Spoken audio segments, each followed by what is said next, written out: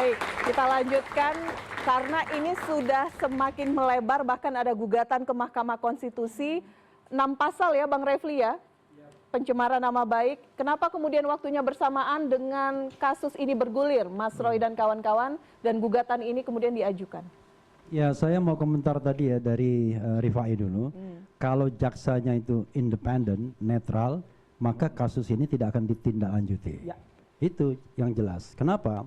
Kalau kita lihat GPK ya, gelar perkara khusus 15 Desember 2025, jelas yang disampaikan oleh penyidik Polda Metro Jaya itu hanya data kuantifikasi saja, data kuantitatif.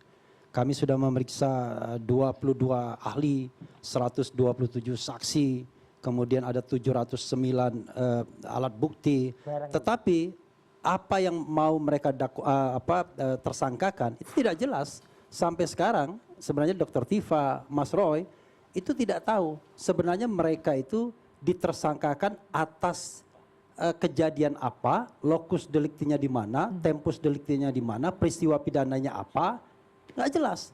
Terutama misalnya mereka di-clustering menjadi satu bundle, ya, jadi klaster kedua, dan tiba-tiba diseragamkan. Padahal mereka kan beda-beda. Ada yang melakukan penelitian dengan mengoprak-aprik, melihat, mengedit dan lain sebagainya, melihat dokumen, tetapi tidak memunculkan produk baru. Ada yang kemudian melakukan pendekatan neuroscience dan lain sebagainya. Tapi tiba-tiba sudah Anda kena pasal yang range hukumannya adalah 9 bulan sampai 12 tahun. Makanya saya katakan ini tidak profesional, ya, tidak sophisticated sesungguhnya penyelidikan dan penyidikannya. Karena itu wajar kalau dikembalikan. Saya sudah tahu informasi ini tanggal 28 Januari yang lalu sesungguhnya. Jadi pada hari ke-7 itu berkas dinyatakan tidak lengkap. Dan pada hari ke-13 sejak tanggal 13 Januari itu dikembalikan tuh fisiknya. Itu yang informasi yang saya dapat. Itu informasi A1 langsung ya. Nah itu. Dikembalikan fisiknya maksudnya? Ya, semuanya dikembalikan itu untuk dilengkapi. Termasuk ijazahnya? Ya. Nah, sekarang kita akan lihat kalau berdasarkan KUHP yang baru nanti ada 7, 14, 14, 14. Kita lihat apakah dalam time frame seperti itu mereka bisa memenuhi untuk sebuah standar pendakwaan yang baik atau tidak. Mudah-mudahan tidak ya. Karena saya yakin sebenarnya kasus ini kan kasus yang dibuat-buat saja. Karena seorang kepala negara, mantan kepala negara tidak paham tentang demokrasi, hak asasi dan konstitusi. Itu soalnya. Oke, satu ya. Yang kedua, karena kita paham soal demokrasi, konstitusi dan human right, maka kemudian kita datang ke Mahkamah Konstitusi untuk mempersoalkan norma pasal yang dijadikan alas untuk menersangkakan 3 orang ini, RRT, Roy, Rismond, dan Dr. Tifa. Pasal-pasal tersebut harus ditafsirkan agar tidak menjangkau orang yang melakukan penelitian, orang yang berpendapat, apalagi expert opinion. Saya sering kali mengatakan hanya negara yang demokrasinya sontoloyo yang menersangkakan orang, mengkriminalkan orang yang berpendapat, yang melakukan penelitian. Jadi kalau kita bicara perspektif pidana, ada yang namanya mala in se, ada mala in prohibita.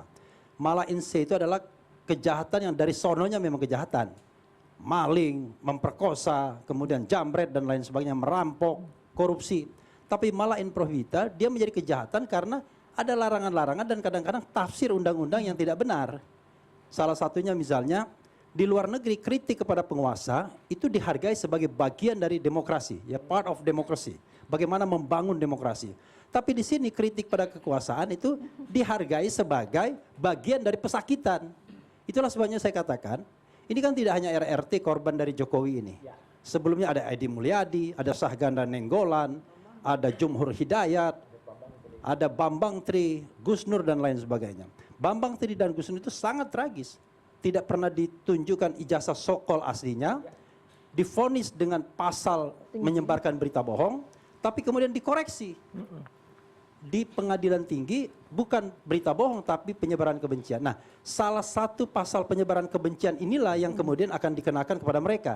Jadi kalau misalnya kita berandai-andai sidang nanti itu akan menguji apakah ijazah asli atau tidak dari Pak Jokowi, bullshit saya katakan. Yang akan dilakukan adalah melihat apakah Dr. Tifa melakukan ujaran kebencian atau tidak, melakukan pencemaran nama baik atau tidak. Mas Roy apakah mengedit dokumen seolah-olah itu menjadi dokumen yang otentik atau tidak, apakah merusak dokumen orang lain atau tidak. Maka yang terjadi adalah sesungguhnya dalam forum pidana itu tidak equal. Karena kalau seandainya mereka tidak bersalah, mereka dibebaskan, tapi pertanyaan tentang ijazah itu asli atau palsu itu tidak akan didapatkan dalam forum pidana itu. Oke, itu satu. Yang berikutnya, kenapa kemudian kita datang ke Mahkamah Konstitusi? Kami minta ya secara umum agar yang namanya public affairs atau urusan publik, public interest itu tidak boleh dikriminalisasikan. Jadi memang di pasal 310 KUHP mengatakan bahwa kalau itu kepentingan publik itu tidak boleh dipidanakan. Tetapi itu kan satu pasal saja. Mereka menggunakan pasal yang banyak. 310, 311, 27A, 28 ayat 2 Undang-Undang ITE, pasal 32, pasal 35 belum dengan jungto-jungtonya. Dan kemudian pasal itu bermimikir menjadi pasal 433 dan 434. Karena itu kita mohonkan juga. Jadi kalau ada orang mengatakan, wah itu kan perlu untuk perlindungan warga negara. Yes, tapi between warga negara, antar warga negara. Tapi kita tidak bicara antar warga negara dengan kepentingan publik. Jadi yang kita permasalahkan itu bukan Pak Jokowinya. Mereka tidak pernah menuduh Pak Jokowi memalsukan ijazah. Yang mereka katakan adalah 99,9% ijazah Jokowi palsu. Itu. Dan ijazah itu bukan suku, bukan agama, bukan ras, bukan perbedaan warna kulit, bukan disabilitas mental dan fisik sehingga pantas dikenakan ujaran kebencian. Apalagi?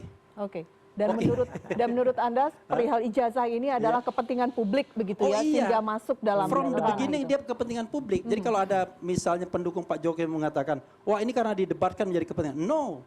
Undang-Undang KIP pasal 18 ayat 2 sudah mengatakan bahwa kalau ijazah seseorang digunakan untuk kepentingan jabatan publik, maka dia menjadi ranah publik. Satu. Tepuk tangan boleh? Yang kedua, ada putusan KIP yang mengatakan bahwa itu ranah publik sehingga harus dibuka, tidak boleh ditutup-tutupi 9 atau 11 item tersebut. Karena itu menurut saya perdebatan kita ini kan muter-muter di sini aja. Dari televisi sana ke televisi sini dan lain sebagainya. Tetapi intinya adalah standing point kita ya sana untuk kepentingan Pak Jokowi, sini untuk kepentingan insya Allah demokrasi dan hak asasi serta konstitusi. Oke, baik. Saya ke Bang Rifai karena ini kalau udah adu pasal ini lawyer dan lawyer ini. Makanya harusnya dia dibawa juga di sini. Definisi kepentingan publik itu apakah kemudian betul seperti itu yang disampaikan oleh Bang Refli atau ada perspektif berbeda? Yang pertama mungkin saya perlu jelasin dulu, secara pribadi saya menghargai upaya hukum yang dilakukan ke JRKMK. Nah ini pembelaan yang menarik justru ya, karena ada diskursus dan ada edukasi. Sekalipun saya beda pandangan, ya, karena kalau buat saya khususnya pasal 310, 311, 27A Undang-Undang ITE itu udah berulang kali digugat. Dan selama ini MK konsisten mempertahankan pasal tersebut. Ya. Terakhir putusan 105/2044 hanya mempersempit pengertian korban, tidak boleh bagi pejabat publik, instansi dan komunitas masyarakat. Tapi tetap bahwa pasal ini tetap dipertahankan ya untuk menjaga nama baik. Dan menurut saya ini sebenarnya kan pengejawantahan dari pasal 28G UUD 45. Konstitusi jelas menyatakan setiap warga negara mendapatkan perlindungan terhadap harkat dan martabatnya. Ya. Jadi ini sesuatu yang penting ya soal nama baik ya. Merupakan juga standar moral buat saya. Bayangkan sebuah bangsa tidak penting lagi soal nama baik kan menjadi persoalan ya. Justru nama baik ini perlu dipertahankan karena bagian dari standar moral dalam kehidupan sosial. Dan itu juga sudah disepakati oleh founding fathers gitu ya. Nah diturunkannya menjadi pasal pidana perlindungannya. Memang salah satu perbedaan pandangan kami dengan Bang Refli, kalau Bang Refli kenapa nggak ikut Amerika dengan gugatan gitu ya. Ya faktanya hari ini bangsa Indonesia masih menyatakan menggunakan pasal pidana karena itu pasal itu hidup. Salah satu parameter lagi adalah kita kan baru berubah KUHP ini Mbak, dari yang lama ke baru. Di undang-undang baru ternyata pasal 311 ini dihidupkan kembali. Dipertahankan. Dan ini kan proses legislasi gitu ya. Di pasal 433, 434. Artinya ya memang bangsa ini masih membutuhkan pasal itu untuk melindungi dan tidak dengan konteks perdata gitu ya. Jadi kembali lagi kalau menurut saya dalam pandangan saya ya silakan aja mengajukan JR tapi kurang begitu kuat ya. Nah satu lagi yang menarik adalah gini. Kalau ini gugatan mau diajukan, saya kemarin di TV mengingatkan Pak Roy, karena Pak Roy di 29 Januari bikin konvers akan menggunakan pasal yang sama untuk melaporkan Egy dan Niti. Masih akan. Belum kan? Tapi kan menjadi tidak konsisten. Di satu sisi dia ingin membatalkan pasal tersebut, di satu sisi menggunakan pasal tersebut. Enggak. Satu hal juga yang jadi menarik di sini adalah apa? kemarin bilang itu pasal zolim, tapi ternyata enggak. Digunakan oleh Bang Egy terhadap rekannya yang lain. Lalu berencana mau digunakan lagi. Artinya masyarakat masih membutuhkan keberadaan pasal itu. Pada saat harga dirinya diinjak-injak, apalagi fitnah Mbak ya. Kalau penghinaan, saya agak sedikit moderat. Buat saya penghinaan itu juga perlu dibatasi lah. Jangan sampai menjadi alat tekan penguasa, saya nggak setuju. Tapi kalau fitnah itu memang secara agama pun lebih kejam dari pembunuhan. Dan korbannya pun bukan hanya korban, bukan hanya si korban ya. Tapi seluruh masyarakat akan mengkonsumsi berita bohong yang bisa diprovokasi. Apalagi Indonesia ini, mohon maaf, di era post-truth ya, dengan masyarakat yang beragam, SDM yang terbatas, sangat mudah menggunakan sosial media untuk mengadu domba. Kalau fitnah dibiarkan tidak ada kontrol.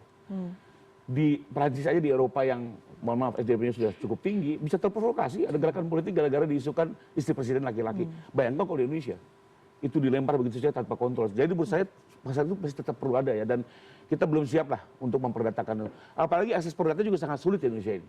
Ya mohon maaf, masyarakat menggunakan gugatan perdata itu sangat sulit. Kenapa? Mohon maaf, biayanya tinggi, ya harus bayar pengacara, prosesnya lama, dan akan sulit diakses oleh seluruh lapisan masyarakat. Jadi saya tetap menghormati PKM itu tersebut, sekalipun saya tidak sepandangan ya, karena buat saya kembali lagi, saya sepakat negara ini dengan demokrasi perlu kita jaga. Tapi juga kita negara gotong royong juga, punya adat istiadat ya. Sehingga ini juga menjadi sesuatu yang penting. Bahkan kalau nggak ada sama sekali instrumennya, saya ngeri justru. Saling menghina-menghina, akhirnya kekerasan fisik. Itu yang kita hindari. Justru hukum memberi ruang itu agar tidak terjadi pelanggaran hukum yang lebih berat. Oke, jadi apalagi saya tambahkan sedikit. Mas Roy nggak konsisten. Bentar, Mas Roy dulu. Ya. Disebut nggak konsisten Nah, tadi. ini, jadi mungkin salah dengar aja nih Bang Rifai ya. Jadi ada di Kompas loh beritanya. iya, tapi kan memang belum Rencana, kami mesti lakukan. rencana, Yang rencana, sudah betul. melakukan ke saya itu adalah justru Egy Sujana yang tiba-tiba dia menuduh kami itu adalah menggunakan kata-kata yang tidak tepat, gitu loh. Gara-gara saya menggunakan diksi yang sempat digunakan oleh wartawan senior Lukas Luarso, bahwa justru Lukas itu malah sebenarnya menyelamatkan Egy Sujana dan karena dia mengatakan memetaforkan dirinya tadinya adalah bagaikan Nabi Musa dan Nabi Harun. Mas Lukas mengatakan bagaikan tuyul. Memang tuyul ini menyebalkan gitu loh. Iya kan gitu. Tapi kenapa kata-kata tuyul kemudian digunakan saya seolah-olah, makanya saya tanya, tuyulnya harus dibuktikan. Benarkah nanti tuyul itu yang kemudian di BAP di Polda Metro Jaya? Ya kan? Tuyul ini mau menyebalkan, kemana-mana ikut Mbak tuyul itu. Ya, ini tuyul ini ya. Nah, ini tuyul ini. Ini kemana-mana ikut ini. Jadi ini harus banyak. Jadi baru akan melaporkan, baru tapi akan. belum. Jadi yul tuyul, ya kamu baru akan dilaporkan. Ya, Saya gitu. tambahkan ya, Elvira, saya Silakan, tambahkan. Mas Rem. Jadi gini, ini penting, ini kan debat orang hukum ya. Iya menarik. Rifai tadi mengatakan, kok masih dipertahankan pasalnya? Memang kita tidak minta pasal itu dihapuskan. Iya. Kita minta pasal itu dilimitasi sedemikian rupa sehingga dia tidak mengganggu yang namanya kebebasan menyatakan pendapat baik secara lisan dan tulisan. Tidak mengganggu demokrasi, tidak mengganggu HAM, tidak mengganggu konstitusi kita. Jadi kita minta perluasan tafsir, tidak hanya pejabat publik Salah. yang dikecualikan, tetapi juga urusan publik atau public affairs. Jadi kita, nah oke, itu satu. Yang kedua adalah, Mas Roy tidak konsisten mau menggunakan pasal itu. Bro, kita bicara mengenai warga negara antar warga negara. Kalau warga negara dengan warga negara silahkan, dan urusannya privat. Jadi kalau misalnya ada urusan antara Egy Sujana dan Roy Suryo, itu urusan privat. Jadi silakan gunakan pasal itu. Walaupun di masa depan saya appeal agar kita menggunakan hal-hal yang di luar pidana. Karena pidana itu kan ultimum remedium sesungguhnya. Tetapi urusan ijazah atau ijazah palsu, dugaan ijazah palsu, itu adalah urusan publik dari awal. Karena itu kita mengatakan tidak bisa, tidak seharusnya menggunakan pasal-pasal pidana untuk menjerat urusan publik itu. Oke. Kemudian mengenai Gugatan pasal. mengenai kelok. Oke. Sebelum menanggapi itu saya ke Bro dulu, Bro yang beneran ini. Tunggu Bang Refli, saya Oh, iya, kasih oke. kesempatan dulu. Ada dua Karena poin lagi kita sebenarnya. melihat terakhir kemarin tampilan Pak Jokowi pas di acara PSI di Makassar, Sulawesi Selatan. Kalau Anda melihat apakah kemudian isu ijazah ini juga dibicarakan pada saat PSI menggelar event besar di sana, atau memang PSI melihat ya ini urusan pribadi Pak Jokowi? Karena saya tahu ini nama sosok Jokowi itu di PSI begitu berarti sekali, Valdo. Ya, kalau dibahas ya enggak lah Mbak ini mah. Tapi ya kita pasti akan terus memantau ini. Yang pasti dari obrolan tadi kan, ya saya termasuk orang yang berharap ya Mbak ya. Berharap bahwa proses hukum di pengadilan, adanya KUHP baru, semuanya kan sama-sama mencari keadilan sebenarnya, ya kan? Harapannya tentu itu sama-sama kita dapatkan. Ya jangan sampai kalau tidak sesuai dengan harapan kita dibilang negara nggak adil. Ya. Dan di tahap ini kami bisa menyatakan juga sebagai PSI, Pak Jokowi yang selalu dituduh mengontrol semuanya. Toh prosedural hukum jalan sebagaimana mestinya. Ya Pak Roy dan Bu Tifa dan Bapak-Bapak Ibu yang lain, Bang Refli juga tetap bisa menjalankan apa yang mereka yakini. Tapi ya jangan salahin kita melakukan apa yang kita yakini juga. Kenapa? Karena ya saya termasuk orang yang melihat perdebatan hukumnya ada, tapi perdebatan politiknya lebih rame, gitu loh. Perdebatan hukumnya jalan, proses hukumnya jalan, tapi gosok-gosok politiknya lebih kencang, gitu loh Mbak. Ya Apa yang gosok kita politik? tahu bahwa tidak mungkin lah proses hukum di Indonesia bisa diintervensi oleh hal itu.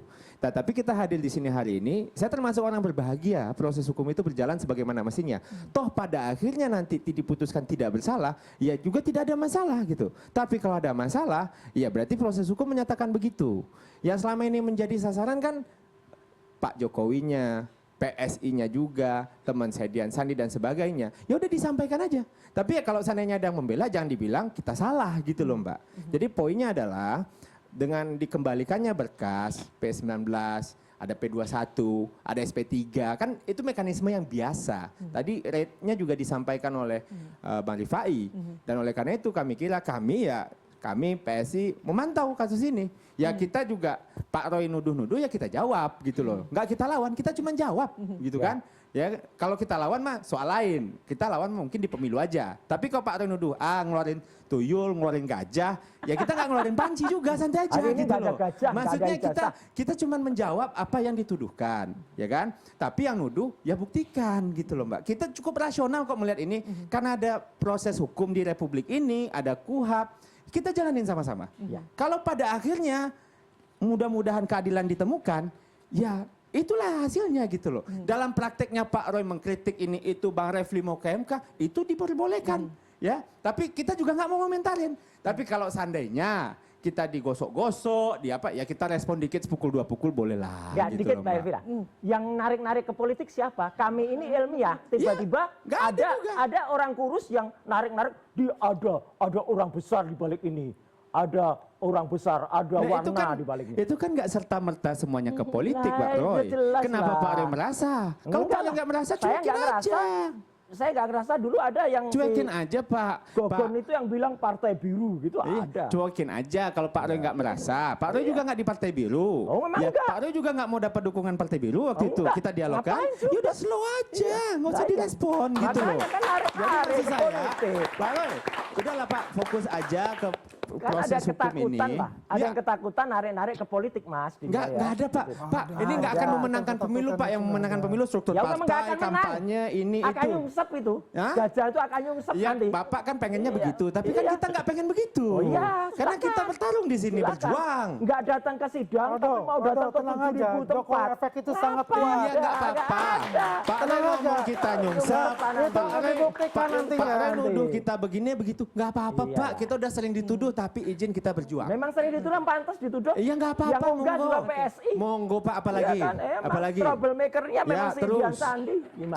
Terus tuyulnya tadi Pak, mantap itu Pak. Tuyulnya lain lagi nih, tuyul ini. Gajah, Nah, gajah itu nggak bawa apa gajah? Iya, gajah nggak punya ijazah, nggak Oke, perlu. baik. nggak Ya bawa udah nggak ada gajah. ijazah. Oke. Berarti dari PSI tetap ini ujung-ujungnya kaitannya dengan politik ya. Di Ya, luar karena- masalah hukum yang berlaku, tapi memang Pasti ada politik, ada. ada yang Pasti mengambil ada. kepentingan. Tapi kan kita juga proporsional menanggapi Iyalah. ini gitu loh. Karena kita tahu Siapa proses yang hukum narik-narik lagi politik? jalan. Nggak mungkin kita bisa kontrol. KUHP juga ada, jaksa juga rasional, kepolisian juga melengkapi. Dan dari Pak Roy dan Bapak Ibu yang menggugat juga yang melengkapi. mengglorifikasi seolah-olah ada motif politik itu bukan Mas Roy, Bukan. Dr. Sama Tifa, sekali. Mereka. tapi Ya, justru makanya kalau kubu Mas Pak Roy Jokowi itu tidak sendiri. merasa, nggak usah Kenapa? ini. Iya, kalau nggak Tapi ngerasa itu slow kan aja. Karena kelihatan ingin itunya, membalikan walaupun tampaknya keadaan secara sesungguhnya. fisik itu tidak Gitu. ada.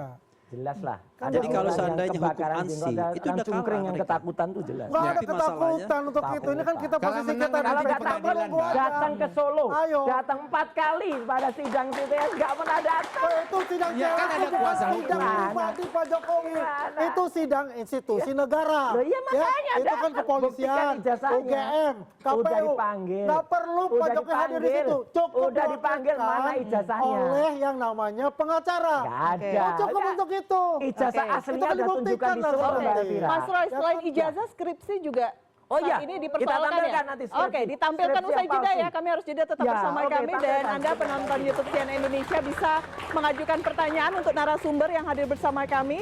Anda tinggal tuliskan pertanyaan Anda di kolom chat pertanyaan di YouTube CNN Indonesia. Kami akan jawab, narasumber akan jawab usai jeda. Tetap bersama kami.